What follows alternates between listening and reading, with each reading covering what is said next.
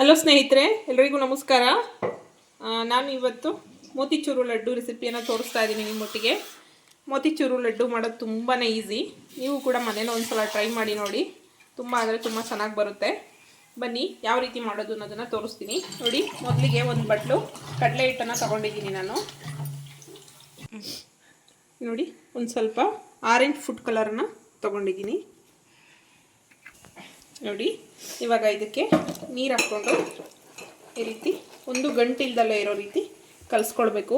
ತುಂಬ ನೀರು ಹಾಕೊಳ್ಬಾರ್ದು, ನೋಡ್ಕೊಂಡು ಕಲಿಸ್ಕೋಬೇಕು ನೋಡಿ. ಆಯಿಲ್ ಕೂಡ ಬಿಸಿಗೆ ಇಟ್ಕೊಂಡಿದ್ದೀನಿ ಒಂದು ಕಡೆ. ಇನ್ನೊಂದು ಕಡೆ ಇನ್ನೊಂದು ಪಾನ್ ಇಟ್ಕೊಂಡಿದ್ದೀನಿ.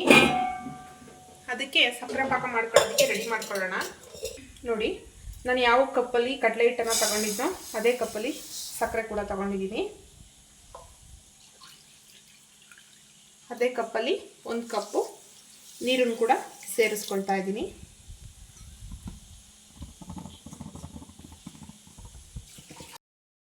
ನೋಡಿ, ಒಂದು ಗಂಟಿಲ್ದಲೇ ಇರೋ ರೀತಿ ನೀಟಾಗಿ ಕಲಿಸ್ಕೊಂಡಿದ್ದೀನಿ ಕಡಲೆ ಹಿಟ್ಟನ್ನು, ಮತ್ತು ಕಲರ್ ಹಾಕಿದ್ದೆ ಅಲ್ವಾ ಅದನ್ನು. ಈಗ ಒಂದು ಬಾಣಲಿನಲ್ಲಿ ಎಣ್ಣೆನ ಕಾಯೋಕ್ಕೆ ಇಟ್ಟಿದ್ದೀನಿ, ಅದು ಕೂಡ ಕಾಯ್ತಾ ಇದೆ. ಪಕ್ಕದಲ್ಲಿ ಸಕ್ಕರೆ ಕೂಡ ಪಾಕ ಆಗಲಿಕ್ಕೆ ಇಟ್ಟಿದ್ದೀನಿ, ಅದು ಕೂಡ ನೋಡಿ ಬಬಲ್ಸ್ ಬರ್ತಾ ಇದೆ, ಸಕ್ಕರೆ ಕಾಯ್ತಾ ಇದೆ. ಈ ಸಕ್ಕರೆ ಕಾಯಬೇಕಾದ್ರೆ ಇದಕ್ಕೆ ಸ್ವಲ್ಪ ಆರೆಂಜ್ ಕಲರನ್ನು ಸೇರಿಸ್ಕೊಳ್ತಾ ಇದ್ದೀನಿ.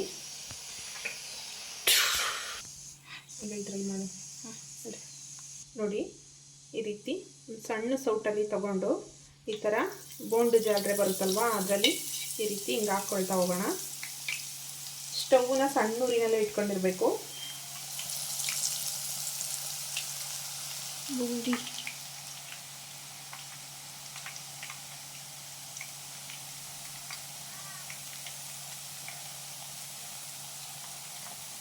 ಈ ರೀತಿ ಸಣ್ಣ ಸಣ್ಣ ಬೀಳುತ್ತೆ.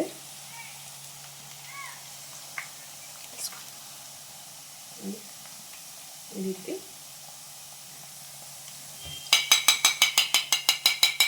ಈ ಕಡೆ ಸಕ್ಕರೆ ಕೂಡ ಕರಗಿದೆ.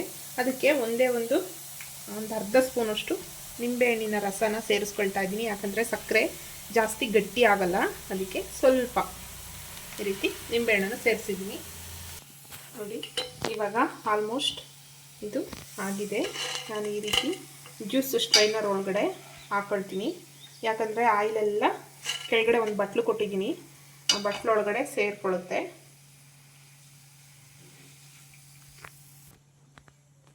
ನೋಡಿ. ಇವಾಗ ಇನ್ನೊಂದು ಕೋರ್ಸ್ ಹಾಕ್ಕೊಳ್ತಾ ಇದ್ದೀನಿ.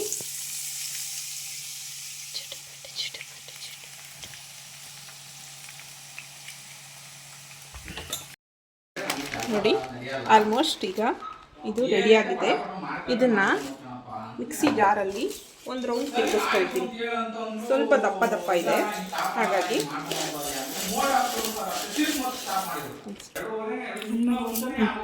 ಒಂದು ರೌಂಡ್ ತಿರುಗಿಸ್ಕೊತೀನಿ, ಒಂದೇ ಒಂದು ರೌಂಡು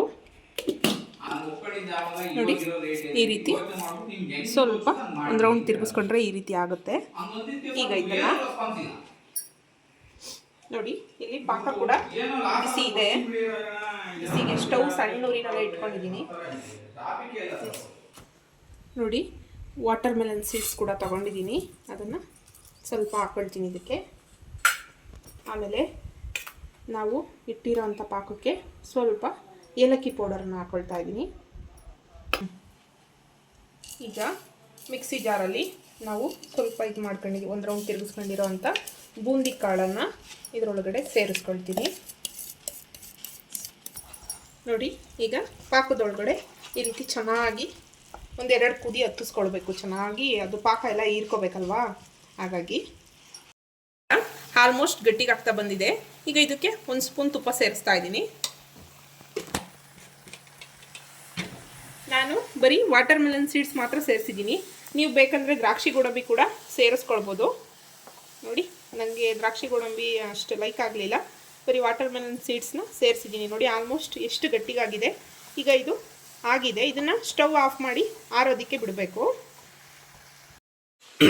ನೋಡಿ. ಇವಾಗ ಆಲ್ಮೋಸ್ಟ್ ಲಡ್ಡು ರೆಸಿಪಿ ರೆಡಿಯಾಗಿದೆ. ಈಗ ಇದನ್ನು ಸ್ವಲ್ಪ ಹಂಗೂ ಬಿಸಿ ಇದೆ, ನಮಗೆ ಏನು ಸೈಜಲ್ಲಿ ಬೇಕೋ ಆ ಸೈಜಲ್ಲಿ ಲಡ್ಡುನ ಕಟ್ಕೊಳ್ಳೋಣ.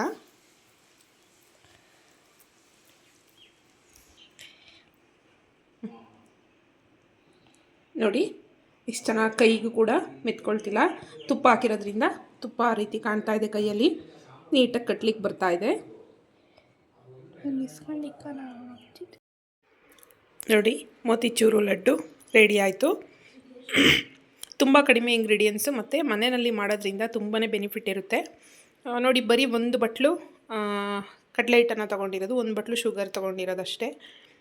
ಇನ್ನು ಕಲರು ಎಲ್ಲ ಇದ್ದೇ ಇರುತ್ತೆ ಮನೆಯಲ್ಲಿ ಸಿಗೋ ಅಂಥ ಇಂಗ್ರೀಡಿಯೆಂಟ್ಸ್ಗಳನ್ನು ಉಪಯೋಗಿಸ್ಬಿಟ್ಟು ಈ ರೀತಿ ಮೋತಿಚೂರು ಲಡ್ಡನ್ನು ಮಾಡಿ ಮನೆಯಲ್ಲಿ ಮಕ್ಕಳು ಕೂಡ ತುಂಬಾ ಇಷ್ಟಪಟ್ಟು ತಿಂತಾರೆ. ನಾನು ಯಾವ ರೀತಿ ಮಾಡಿದ್ದೀನಿ ಅನ್ನೋದನ್ನು ನೋಡಿದ್ರಲ್ವಾ. ಇಷ್ಟ ಆಗಿದರೆ ಒಂದು ಲೈಕ್ ಕೊಡಿ ಮತ್ತು ಫ್ಯಾಮಿಲಿ ಫ್ರೆಂಡ್ಸ್ಗೆ ಶೇರ್ ಮಾಡಿ ವಿಡಿಯೋನ ಆದಷ್ಟು. ವಿಡಿಯೋ ಇಷ್ಟ ಆಯಿತು ಅಂತ ಭಾವಿಸ್ತೀನಿ. ವಿಡಿಯೋ ಇಷ್ಟ ಆದರೆ ಲಡ್ಡು ಯಾವ ರೀತಿ ಬಂತು ಅನ್ನೋದ್ರ ಬಗ್ಗೆ ಒಂದು ಕಮೆಂಟನ್ನು ಹಾಕಿ. ನಿಮ್ಮ ಕಮೆಂಟ್ಗೋಸ್ಕರ ಕಾಯ್ತಿರ್ತೀನಿ.